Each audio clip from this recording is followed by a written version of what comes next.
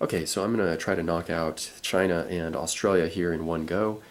I don't really have anything to add in regards to Australia other than this generalized statement, and I don't mean to denigrate anyone or or put anyone down or hurt anyone's feelings by saying this, but in this strictly scaled sense of what this game covers, I don't think Australia should have been a separate power. It should have just been represented by Commonwealth units, by the British, like the Canadians. Okay, again, it's strictly in regards to scale. If the territories were smaller, if it was narrow, if it was a narrower scale, if it was zoomed down, right, then no problem. But it's scaled up enough that I feel like the game struggles a little bit in regards to Australia, and none is more. This is more. This is fairly obvious in the piece selection. So the AC series tank, the Ram Kangaroo, all of these aircraft, all of these boats, these are not iconic World War II units. Like the Italian Air Force boat and their boats, those are fairly iconic, more so than Aussie units. But that's just a personal opinion. The game works very well with them included as they are, so that's just again, personal opinion. Okay, so the Chinese. This is where I added in two historical board gaming pieces. Both the P40 and this artillery are from historical board gaming. Obviously, the P40 needed to be a P40, right? This is a Flying Tigers unit. So I made it work, okay? And this is the artillery unit from historical board gaming. These took a lot of work for me to allow onto the board. The barrels, this is interesting because it was a two-piece unit, okay? So the barrel came separated, or it wasn't separated, but was basically, it had to be glued in here, but they came, to me, they were upside down. The barrels were upside down, so I had to pull them out and then put them in right side up to get it to look this way. And I broke like half of them doing this. But anyway, I got it done, and this is how we ended up. So that's the Chinese and the Aussies. Last but not least, of course, are the Japanese. And just a couple things to say about the Japanese. One, you'll notice this is the original out-of-box aircraft carrier. You'll notice that the color doesn't quite match up. So just do a color comparison here. Yeah, I kind of missed the mark, but even after I was done mixing my paint and testing it on a few other pieces, I felt like, yeah, you know what? I still like that look. It's got a good kind of faded, rustic look to it, military style. So let's retain that, and I proceeded with that color. But I had a problem with this carrier. This is the Shinano. Okay. The piece itself is fine, but this aircraft carrier really did not fight a day in the war. It was sunk by an American submarine before it got a chance to fight, and this is a little surprising because there were 6 perfectly good carriers that they could have made molds out of in the Kido Butai. That's the carrier force that struck Pearl Harbor, and one of those carriers was the Kaga.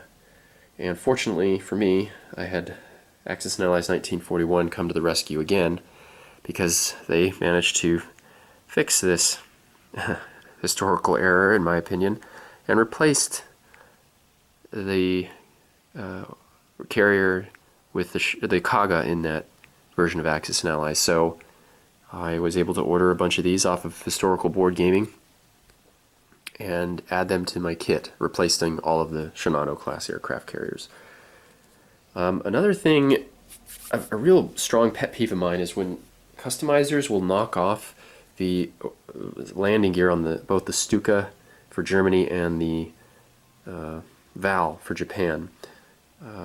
If you're going to do your own, you can do whatever you want, of course, but I cringe when I see Vals and Stukas without landing gear, because these guys were so iconic for their fixed landing gear, and both fairly successful aircraft, despite the archaic fixed landing gear. So I just wanted to kind of brag a little bit about how well these carriers came out. On the rear of this, the the valve just fits perfectly to allow it to land with its fixed landing gear. On the back there, up front where it's more narrow, I just went ahead and saddled the straddled it, so it looks like that. Yeah. Okay. Okay, let's do a close-up of the sub, wrap up, and then let's get these pieces onto the board. It's about time we see how this looks when it's all come together. I really like the Japanese submarine too. There's a little extra detail up front there. It really pops out when you have that mold line removed. So that's it for Japanese pieces. Let's get everything out on the board. Okay, so here we are on the Europe side of the board after setup. And I'm just going to hold it here and slowly pan around so you can get a good view of how everything looks on my with my customized pieces on my customized board. And one thing I'll point out, I'd ask you to notice at this moment, is check out that infrastructure, right? Like it stands out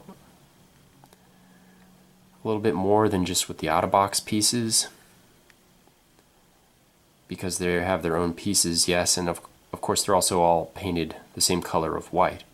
So this will really help with especially novice players who are maybe not used to playing the game, to understand and not forget where everything is. Otherwise, everything has been painted in the out-of-box colors, or as near to it as I could get, save for perhaps the French.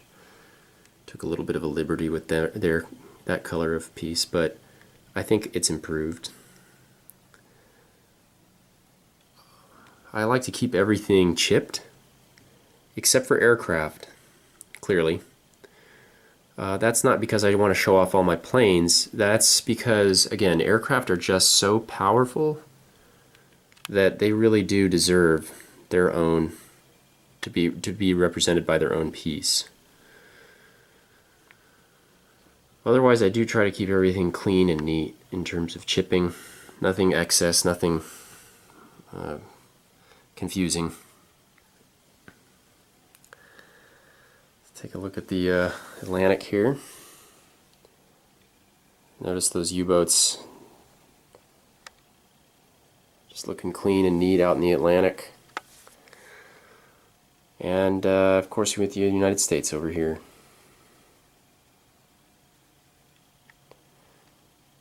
Okay. Let's pan over to Egypt. Take a look at the Mediterranean from the Egypt side. There's a lot of activity going on over here. Let's get that settled in right there. Yeah. Okay. Just notice, there's not a lot of color noise here. That's the other thing. I think, these are all customizations with respect to playability and relatability, functionality. I think we did a pretty good job. Okay, let's transfer over to the Pacific, starting with India. And yeah, we got the split in the map. That's just because I wanted to have two maps in case we just were playing Pacific or just playing Europe.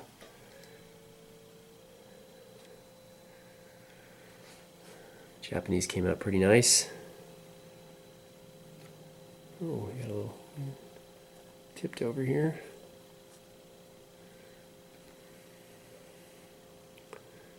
Okay. We are in the Philippines. Our little Hellcat. Here's the Aussies.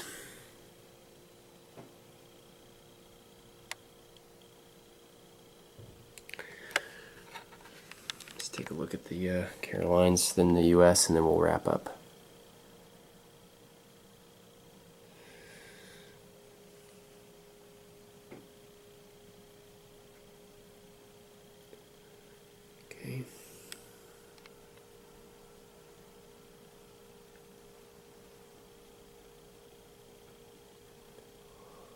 Okay, let's pan it back for the the grand scheme here.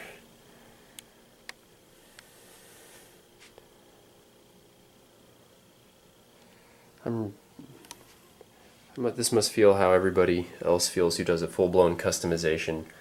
This came out exactly like I wanted it to. So, okay, on to the next segment.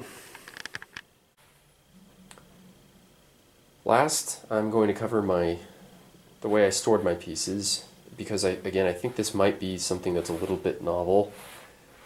I went ahead and selected 2 Plano storage bins to house both my Pacific and my Europe 1940 sets. So they're all housed, all the pieces from one side are housed in one or the other. In each of these are 4 different storage containers, and I put a period correct battle flag or flag of each country on each container. And when you open it up, every single container is stacked the same way. So up here we have mechanized infantry, then anti-aircraft gun, then artillery, then troops, tanks, transports. The aircraft are located here. Okay, sorry, here we go. Yeah, I got the little kamikaze markers in there, you can see, instead of using those cardboard chits. So yeah, and then aircraft carriers, cruisers, and battleships kind of get lumped in here. But anyway, I standardized the storage for all powers in both games. Anyway, I like that. So for Pacific, it worked out well since you have 4 powers, and there's also a storage container at the top here. You can open it up, and this is where I put China and all the player support units just in a separate tray I bought separately. And so there you've got all the infrastructure here. The Chinese units are down here, dice, chips, whatever else you might need. I also have the coasters, right? So most of us put our builds on these. I put that there too. And you'll notice that there's 2 here that are labeled black. So if I show you Europe, everything's in red, right? But why are these black? Well, that's just to show you that the black latches represent the United States and Britain for Pacific. That was just so I knew what was what when I put everything back together. So I kept all Pacific pieces with Pacific side and all Europe pieces with the Europe side. I didn't mix up the British or Americans. There's not too much to say in regards to Europe, except that obviously we have a couple extra powers in Europe. So we have America, Britain, USSR, Germany, France, and did I miss one? And Italy, yeah. So France, so we have an extra power. So one of them had to go up here. And then France, I just got a little extra, just a little mini storage container for France, and that way it all fits up here. I can close the bin, close it all up, and then if I'm ready to go to a tournament or to a friend's house to play this game, if we're just playing, say, Pacific, I just grab Pacific, make sure that I've got all my the player support, like one thing that it's not here is the money. So I'll put the money in there, I'll put whatever I need in there, and off I go.